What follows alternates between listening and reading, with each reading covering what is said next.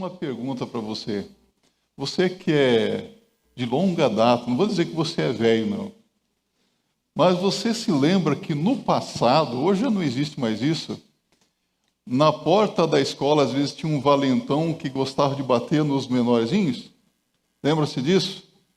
Eu lembro que no meu tempo de primário tinha um valentão temido na escola e todo mundo evitava ele. E cada provocação, e era mais ou menos assim, fazia um risco no chão e falava: se você for homem, passa daqui para cá. Ou então cuspa aqui, se você for homem. Alguém se lembra disso?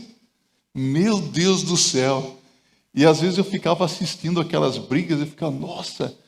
E não é que um dia eu estava na fila da merenda, tinha merenda naquele tempo, e sem querer eu encostei num desses valentões. Eu acho que eu estava com pressa, com fome, querendo pegar uma canequinha lá. E ele falou: o que você encostou em mim?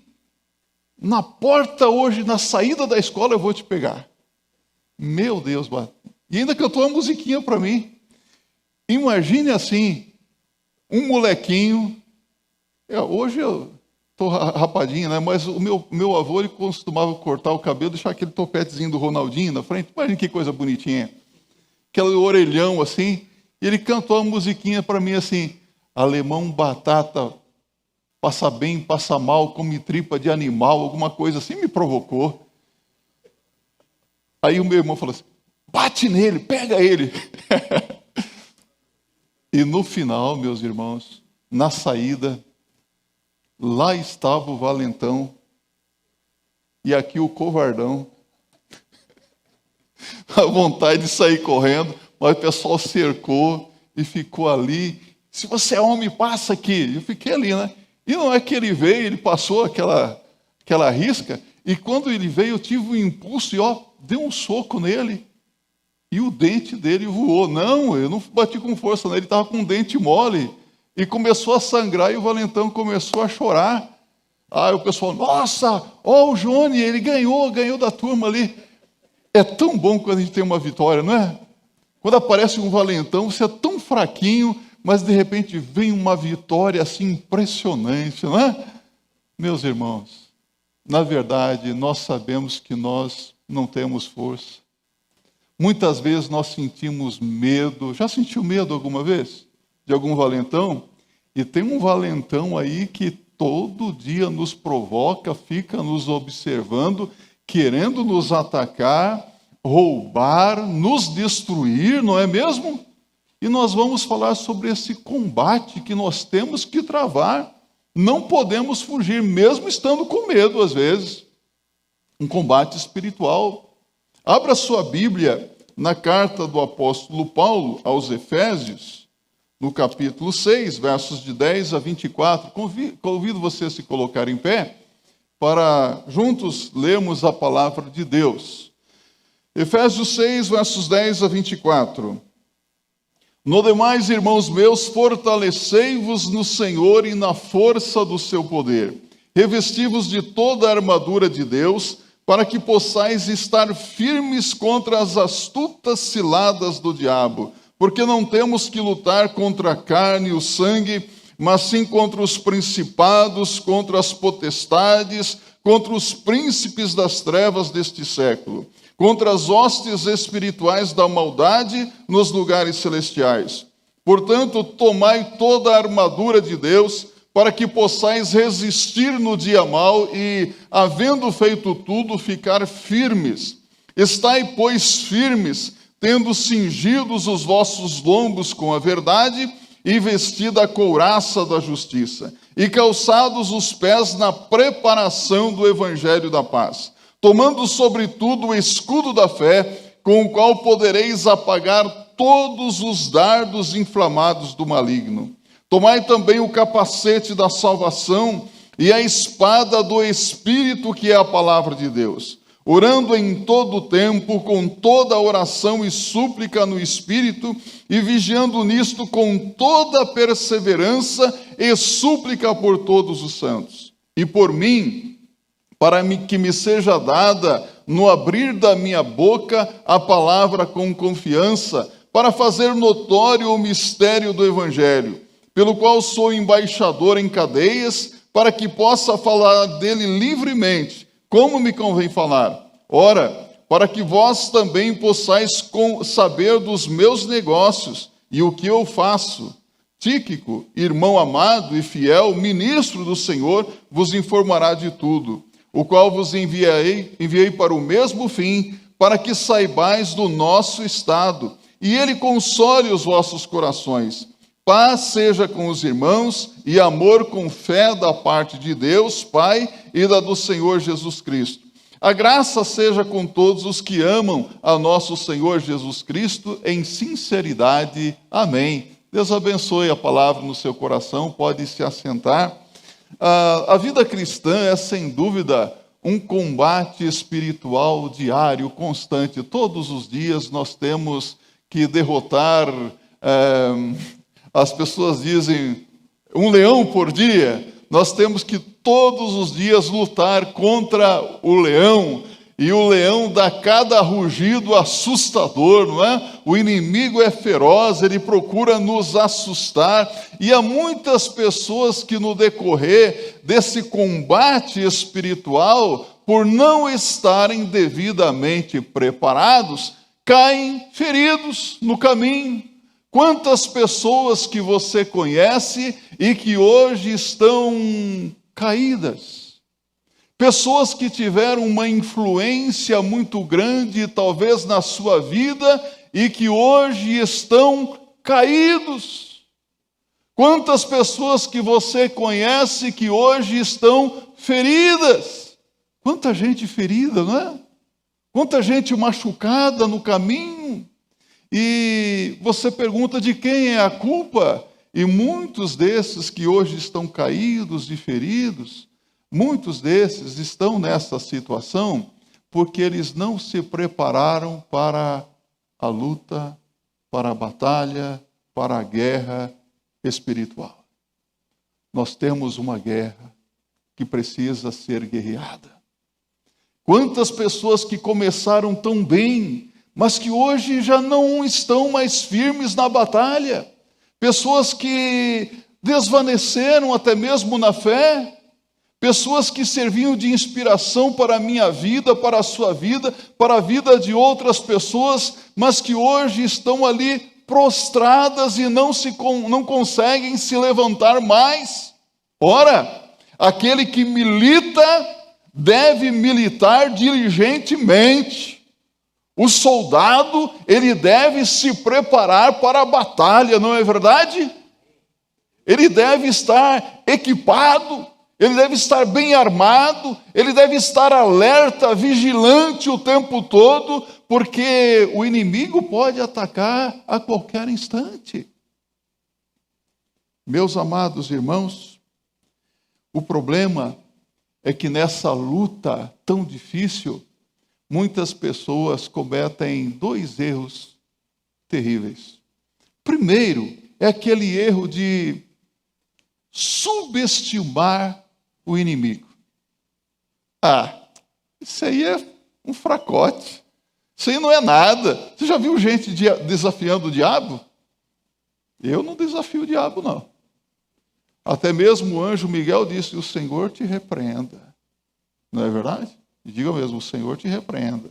O que a palavra de Deus nos diz é, resistir ao diabo e ele fugirá de vós. É para resistir. E não é para subestimar o inimigo, porque o inimigo, ele é astuto, ele é ardiloso, ele é enganador, ele tem os seus métodos, as suas estratégias, e às vezes nós acabamos ficando ali vacilantes. Então tome cuidado para não subestimar o seu inimigo. Você tem um inimigo furioso. Algumas pessoas hoje pensam que o diabo é fruto da nossa imaginação, é um fantasma irreal, uma ideia que alguém colocou aí na sua mente. Mas eu quero dizer para você, o diabo existe. O diabo existe. Eu não creio no diabo, eu creio em Deus, mas eu creio que o diabo existe. Certa feita, num concílio, quando o candidato ao concílio para ser pastor é examinado, o pastor perguntou para o candidato: você crê no diabo? Ele disse: não, eu não creio no diabo, eu creio em Jesus, mas eu creio que ele existe. E o diabo existe. Não subestime esse inimigo. Outro problema é quando alguém começa a superestimar o poder do inimigo. Há pessoas que andam pela rua e tudo é o diabo, não é? Oh, é o seu diabo, seus demônios. Anda, ele tropeça numa pedra, tem um demônio embaixo dessa pedra. Já viu gente assim? Tudo é o diabo, tudo são os demônios. Ora, muita coisa é o diabo, sim, o mundo jaz no maligno, mas nem tudo é o diabo também. Há pessoas que atribuem um poder muito grande ao inimigo. O problema, meus irmãos, é que muitos não entendem que em Cristo nós já vencemos esse adversário terrível. Por isso que você pode ser vencedor nas batalhas, nas lutas. Mas como ser vencedor nessa luta espiritual? Esse inimigo, ele luta constantemente, diariamente contra nós, procura derrubar as pessoas. Mas que pessoas ele procura derrubar? Ele procura derrubar aqueles que já nasceram de novo, aqueles que são filhos de Deus. Esses ele procura derrubar. Ele procura colocar tropeços. Aqueles que ainda não nasceram de novo, aqueles que ainda não aceitaram a Cristo, eles não são filhos de Deus. Aliás, em Mateus 13:38, não precisa nem abrir a sua Bíblia, Jesus diz assim: o campo é o mundo. E a boa semente são os filhos de Deus. E o joio são os filhos do maligno. Jesus é esclarecedor, não é? Então existem os filhos de Deus e os filhos do maligno. Quem são os filhos do maligno? Não quero ofender ninguém. Longe de mim tal coisa. Mas a palavra de Deus está dizendo que quem não tem Jesus pertence ao diabo. Concorda com isso?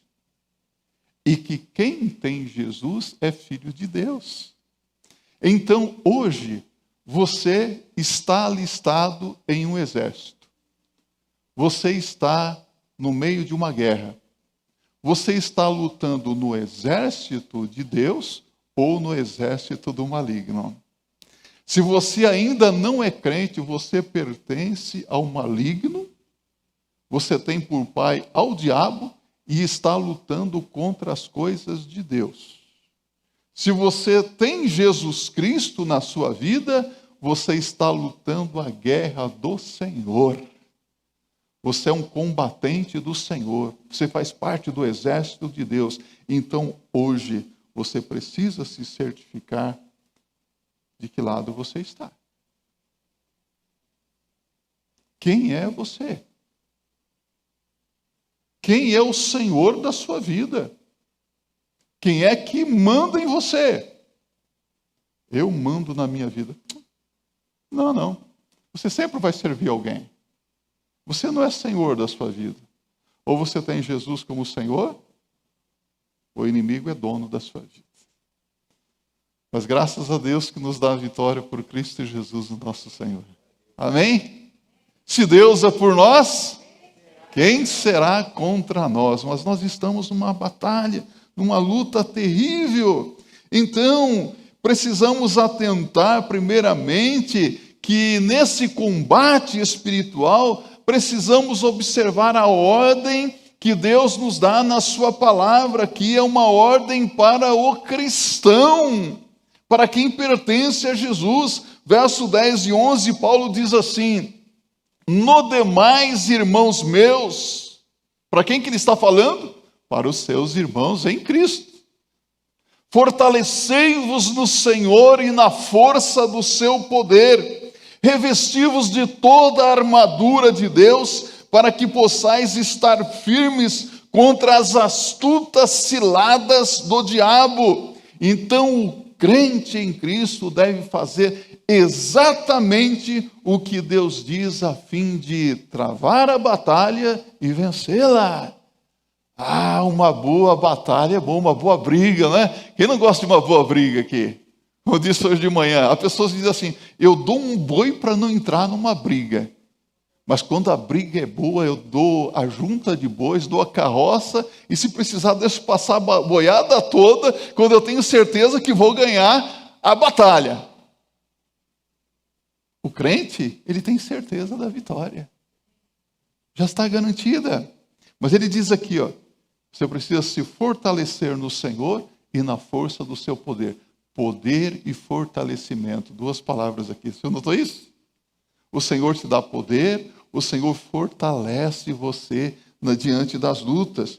São empregadas palavras importantes aqui. Mas ele diz também, revestivos de toda a armadura de Deus. Olha aqui, é preciso estar revestido da armadura de Deus. Ele vai descrever essa armadura mais adiante aqui, porque o inimigo é o diabo.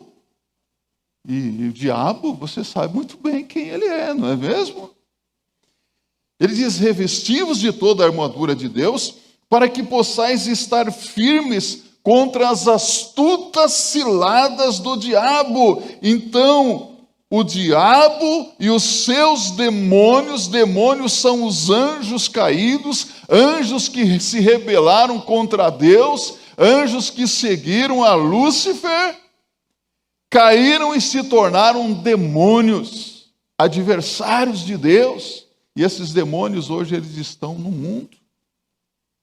Eles estão aí por todos os lugares. Contra quem que nós lutamos? Contra o diabo e os seus demônios. Então, nós não lutamos contra pessoas de carne e osso. Nós não lutamos contra pessoa alguma. A nossa luta é diferente, nós não lutamos contra a carne.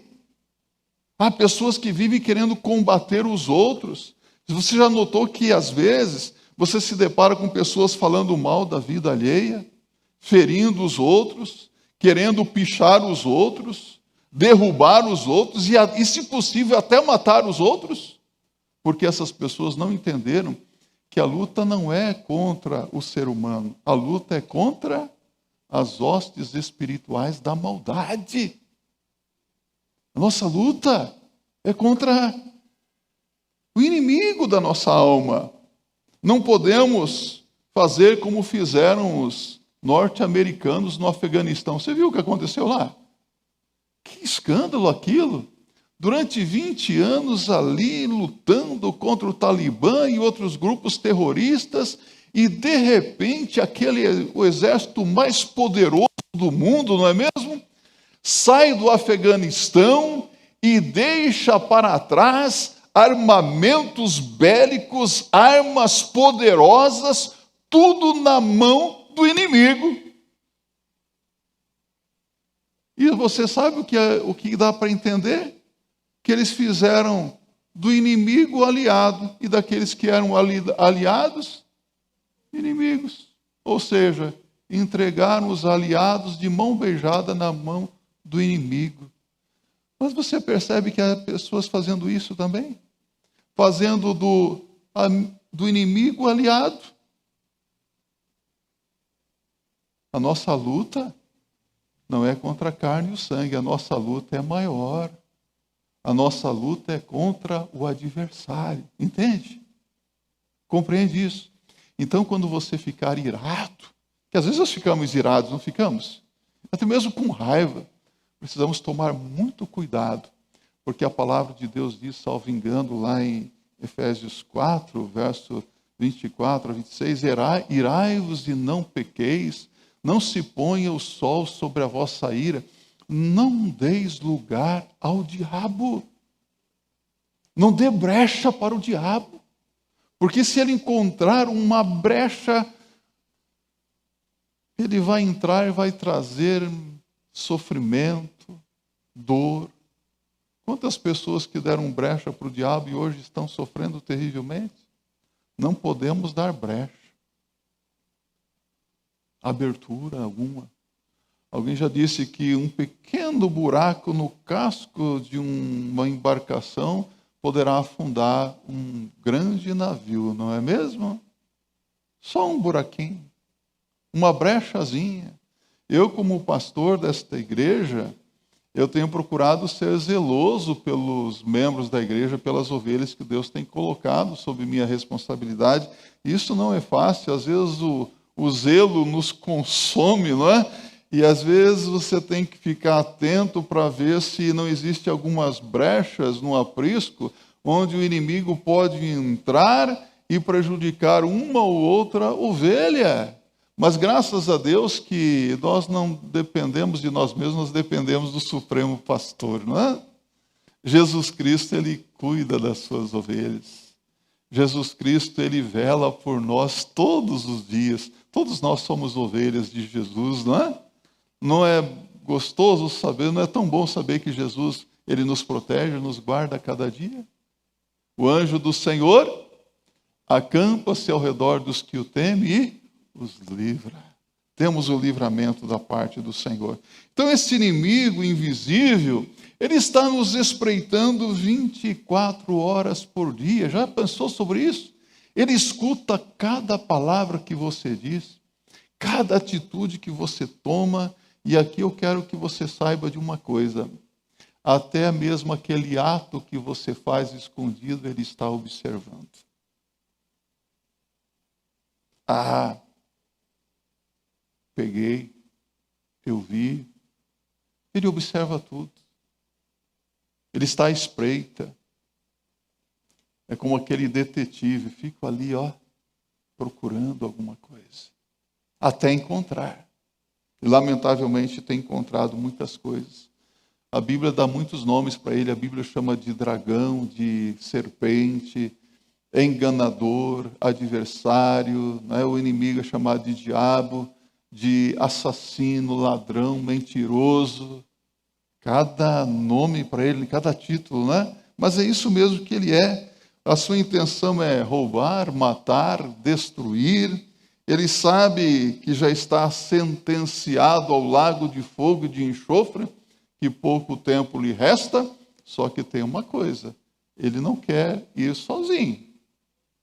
É como aquela besta fera que você vê, que já foi ferida na cabeça, que está condenada à morte, mas está caindo no abismo, está arrastando a maior quantidade de pessoas com ela. Já viu isso? O pastor Rafael falou de filme aqui, né? Às vezes nós assistimos uns filmes e vemos aqui o dragão lá morrendo, né? Derrotado, mas tentando arrastar. É isso que o inimigo faz. Ele sabe que pouco tempo lhe resta e ele quer arrastar a maior quantidade de pessoas com ele. E você vai deixar ele arrastar você também para o inferno? Vai permitir isso na sua vida? Deus nos livre disso. Deus livre você disso. Ele se disfarça. A Bíblia diz que ele se transfigura em anjo de luz. Ele tem uma fala mansa, uma aparência muito boa, né? Agradável aos olhos das pessoas. Tenta enganar as pessoas, levando-as a duvidar de Deus, da sua palavra, não é? Quantos combates, quantas tentativas de desacreditar a palavra de Deus em nossos dias.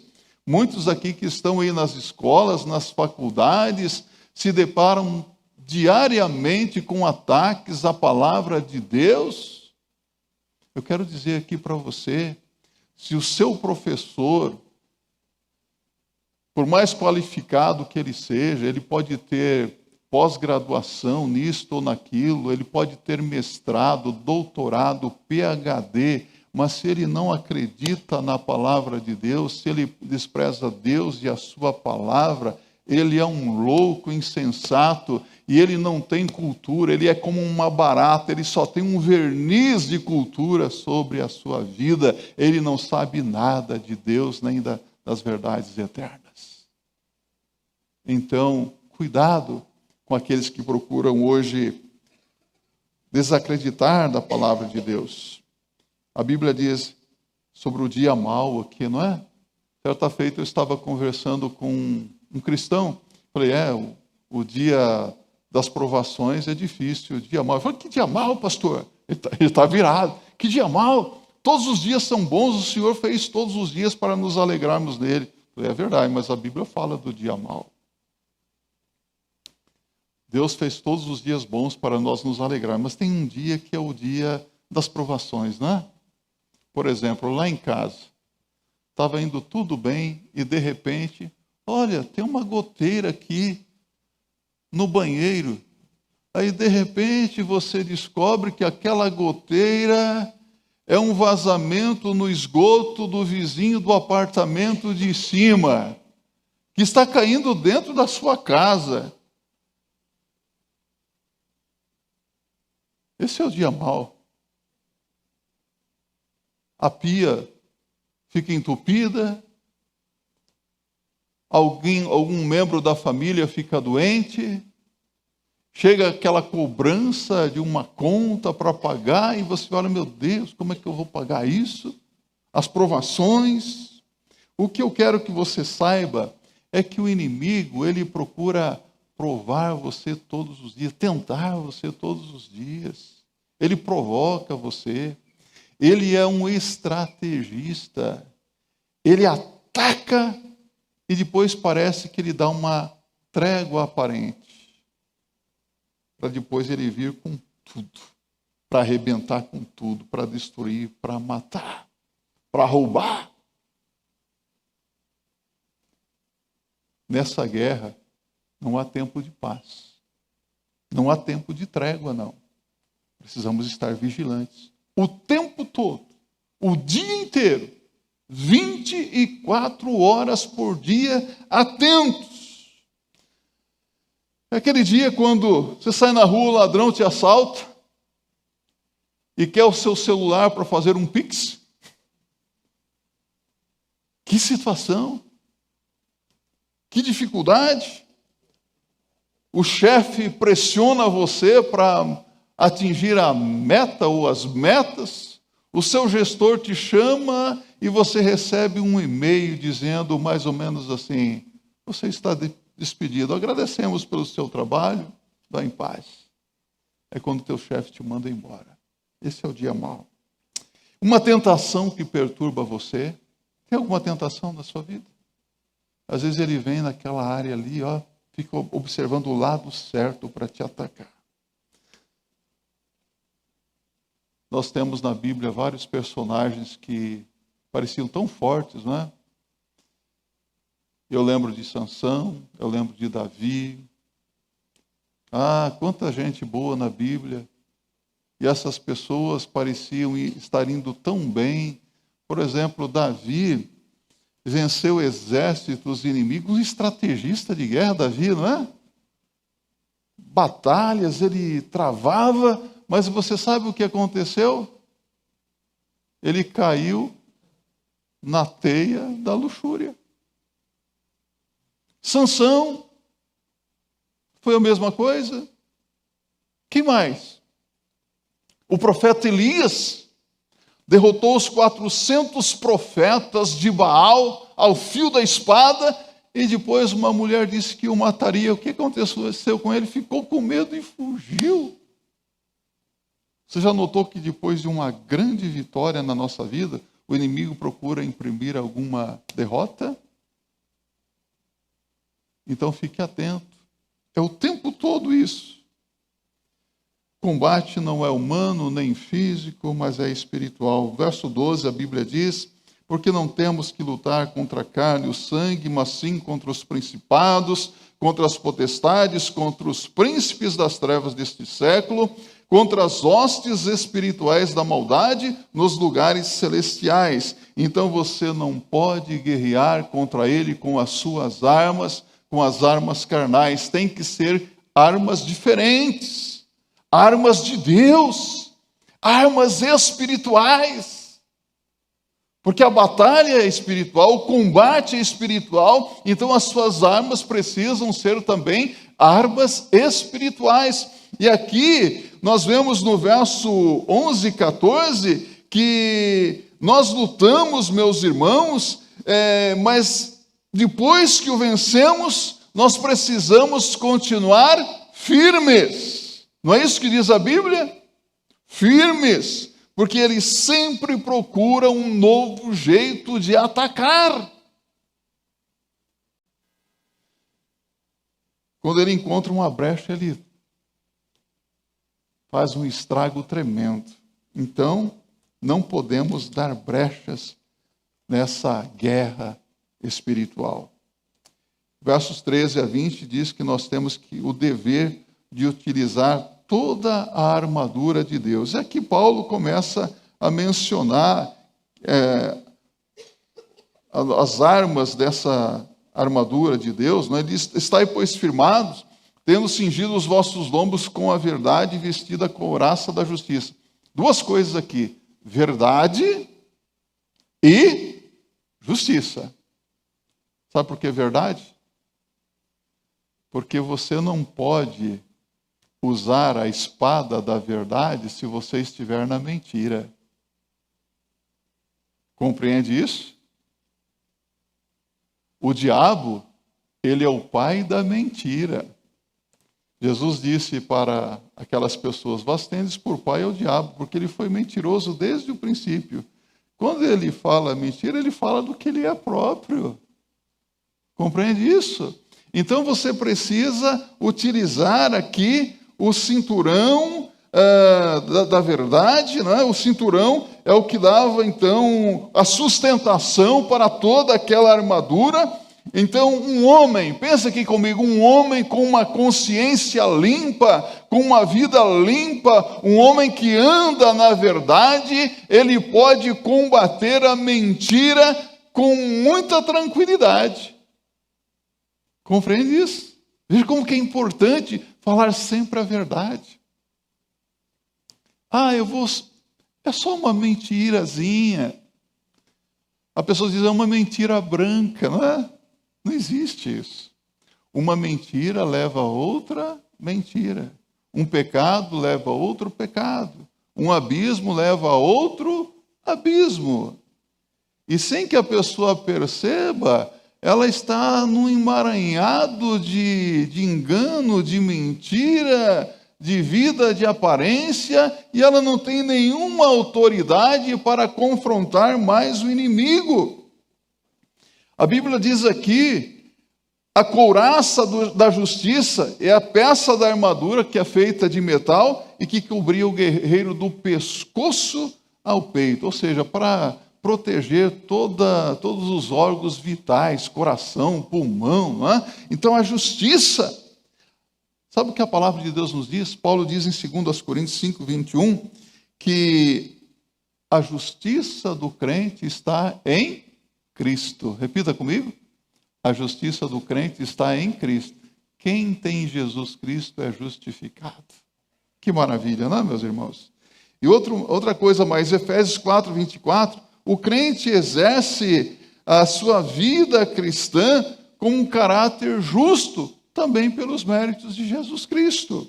Então, meus irmãos, essa couraça representa a vida santa, ou seja, retidão moral.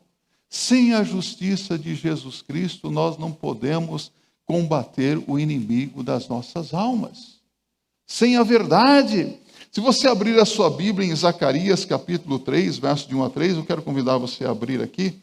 Aqui a Bíblia nos fala sobre o sumo sacerdote Josué. Olha só o que diz aqui. Zacarias 3, de 1 a 3. Uma cena, no mínimo, curiosa.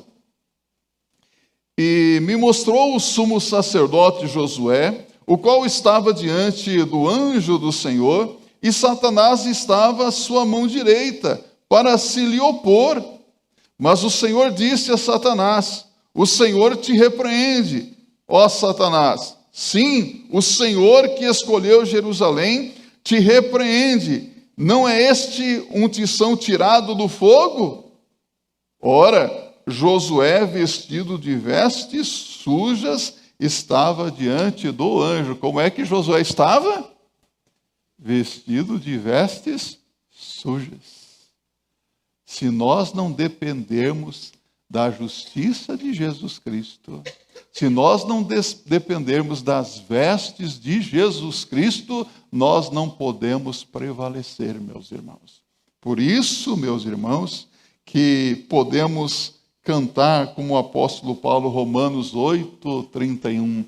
Que diremos, pois, a estas coisas? Se Deus é por nós, quem será contra nós? Aquele que nem mesmo o seu próprio filho poupou, antes o entregou por todos nós, como não nos dará juntamente com ele todas as demais coisas? Que maravilha, não é? Então, em Cristo nós somos justificados. Nós podemos vencer o inimigo.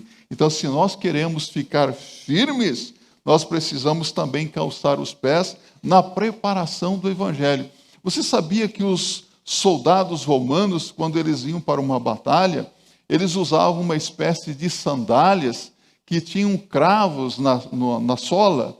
É como chuteira de jogador de futebol. Tem os cravos, não é? Para dar mais agilidade e firmeza. Então, eles usavam essas sandálias para que pudessem subir lugares escarpados, lugares difíceis, montanhas com agilidade. Isso lhes dava uma vantagem muito grande sobre os outros, sobre os inimigos. Ele está dizendo aqui que nós devemos calçar os nossos pés com o Evangelho da paz, ou seja, o Evangelho nos dá paz com Deus, paz com o nosso próximo.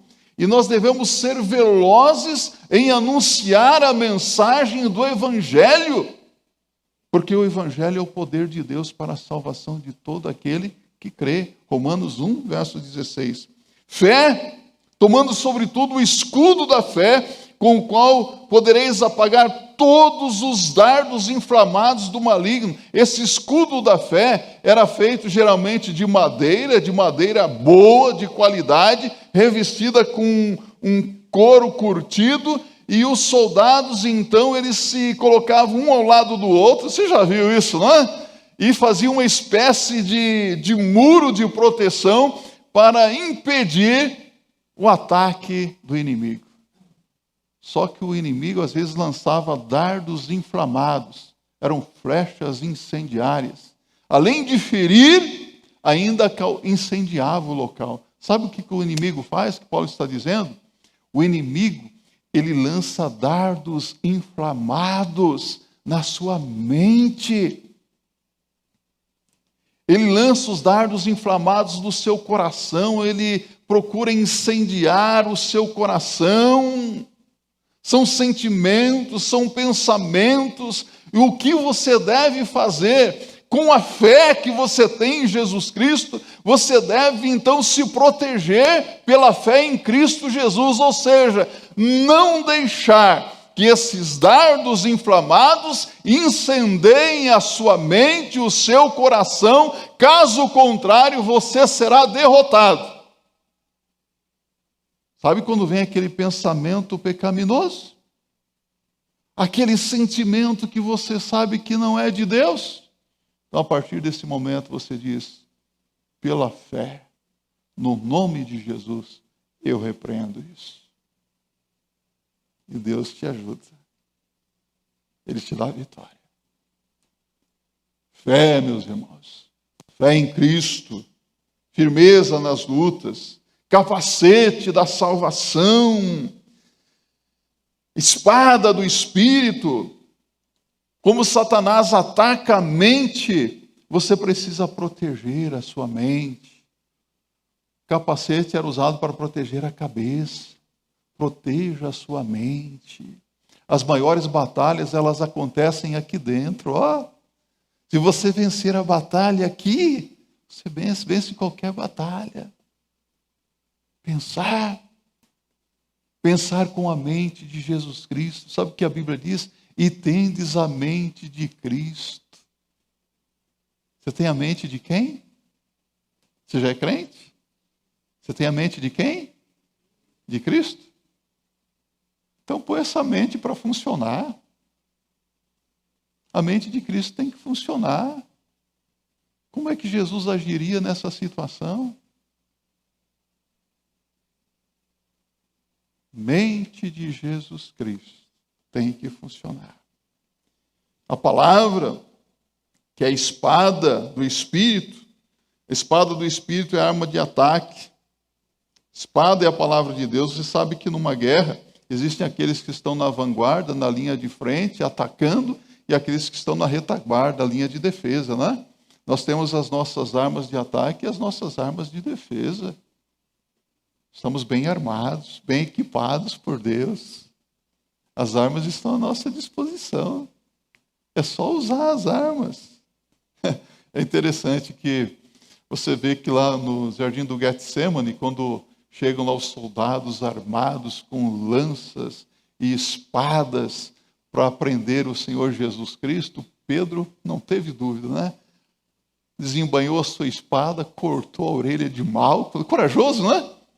Aí Jesus ainda teve que fazer um milagre, pegou a orelha do Malco, lá colocou no lugar. Foi um fracasso. Depois você vê Pedro, fugindo. Mas, em Atos capítulo 2, quando Pedro utiliza a espada do Espírito, que é a palavra de Deus, cerca de 2.000 pessoas abraçam a fé em Jesus Cristo, aceitam a Cristo como Senhor e Salvador pessoal. Ele usou a espada do Espírito. É incrível como que hoje nós falamos muita coisa, mas nós não falamos da palavra de Deus. Tem gente aqui que está escolado em política, sabe muito bem qual é a visão da esquerda, da direita, e nós ficamos admirados com isso, com tanto conhecimento em política, e como fala de política, outros dominam muito o assunto na área dos esportes, não é? Futebol, então, nem se fala. Mas quando se trata da palavra de Deus,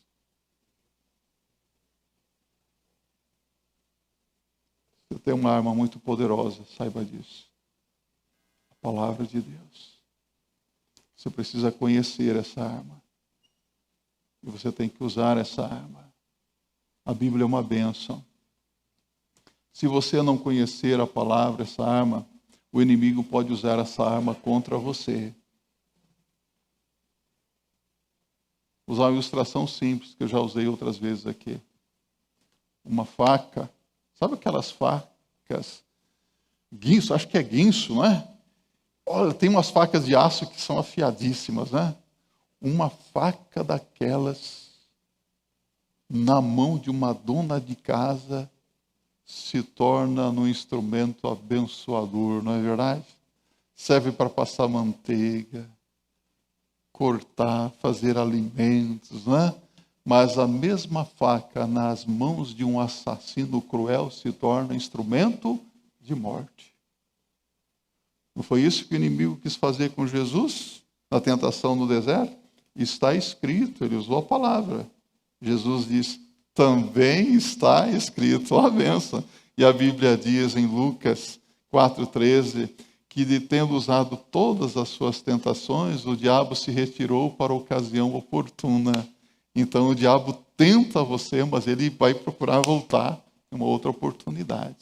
Por isso que é bom conhecer a palavra e usar a palavra. Há crentes, então, mais comprometidos aí com política, com esporte, do que com a palavra de Deus. A oração, orando em todo o tempo, com toda a oração e súplica no Espírito, e vigiando nisto com toda a perseverança e súplica por todos os santos, e por mim, para que me seja dada no abrir da minha boca a palavra com confiança para fazer notório o mistério do Evangelho. Então nós não podemos lutar nessa guerra com as nossas próprias forças, com as nossas próprias armas, mas com as armas que Deus nos dá. E uma arma é a oração constante, a oração perseverante. A Bíblia diz, orai sem cessar.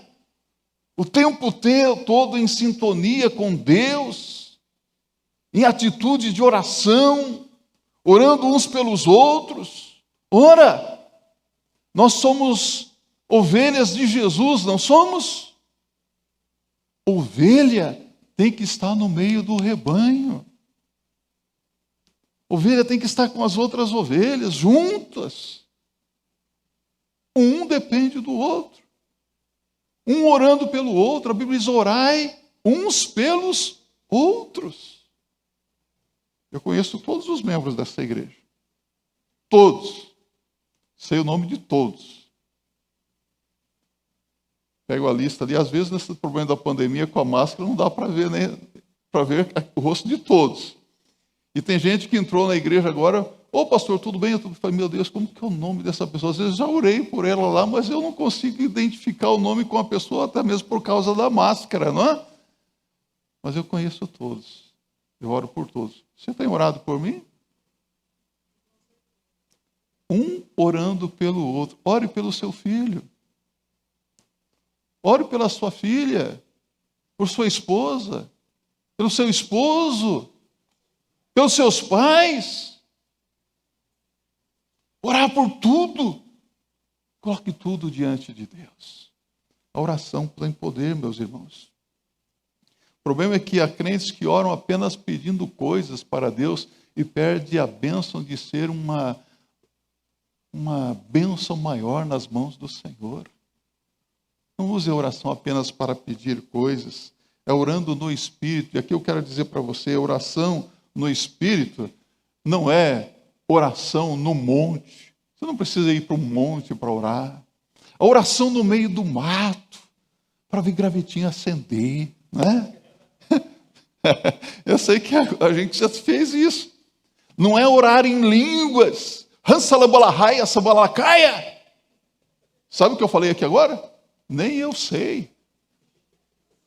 Mas é orar no Espírito. Sabe o que é orar no Espírito? Em sintonia com o Espírito Santo de Deus. É quando você liga o rádio ali do seu carro, você está dirigindo, mas você está antenado no que está sendo dito ali. Entende isso? Você está ligado ao Espírito Santo de Deus, no Espírito, em sintonia com o Espírito, andando no Espírito Santo de Deus. Nós somos um exército, meus irmãos e irmãs, e nós precisamos muitas vezes, como soldados, estarmos juntos. Não existe soldado que luta sozinho. Lutamos juntos. E o soldado tem que ir para o quartel também, não tem? É no quartel que ele recebe o treinamento, o armamento, não é verdade? Hoje tem gente que diz assim: eu não vou para a igreja, não. Deixa eu dizer uma coisa para você: não existe soldado sem quartel. Não existe crente sem igreja. Tem gente que está lá em casa agora assistindo. Respeito você, mas já tomou a segunda, a terceira dose lá, não sei se da Coronavac, da Pfizer. O meu ministério é esse aqui mesmo. Seu ministério é cuidar dos seus irmãos, das suas irmãs, é estarmos juntos. Sabe quantos pastores batistas morreram ao longo dessa pandemia? Quase 300. Você sabe por que eles morreram? Porque eles não se acovardaram. Eles cuidaram das suas ovelhas.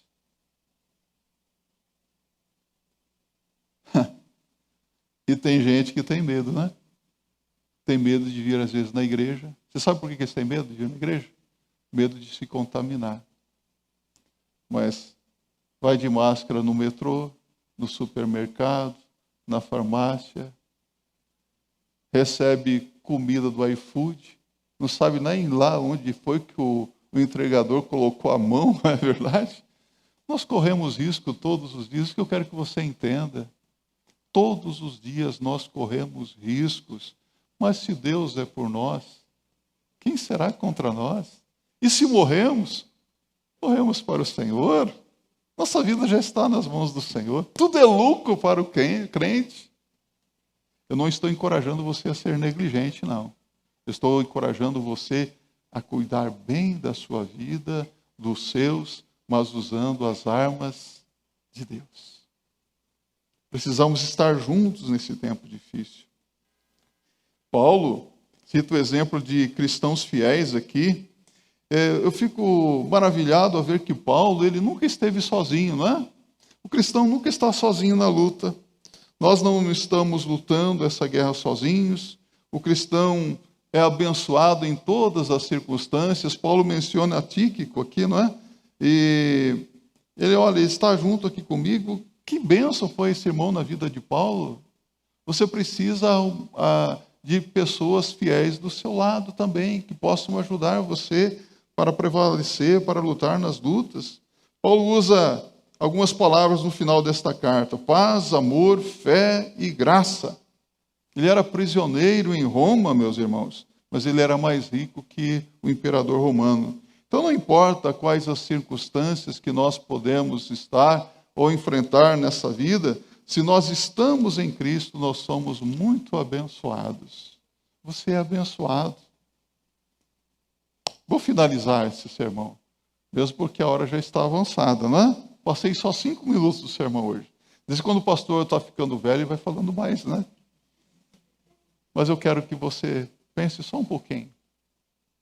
Quantas pessoas que você conhece ou conheceu e que hoje estão caídas? Quantas pessoas que influenciaram a sua vida e que hoje estão feridas? O que você pode fazer por essas pessoas? Você pode orar por essas pessoas?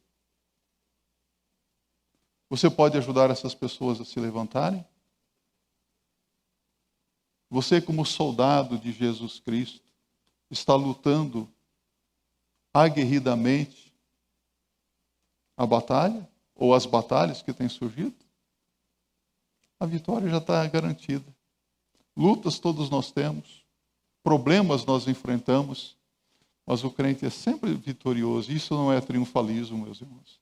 Isso é dependência de Deus. A bem da verdade, eu acho que às vezes nós somos bem covardões, né? Mas mesmo assim, Deus nos abençoe e temos vitória por sua graça e misericórdia. Se você está aqui nesta noite e ainda não é um crente, você precisa tomar uma decisão na sua vida. De que lado você está? De que lado você quer ficar? Deus abençoe a sua vida.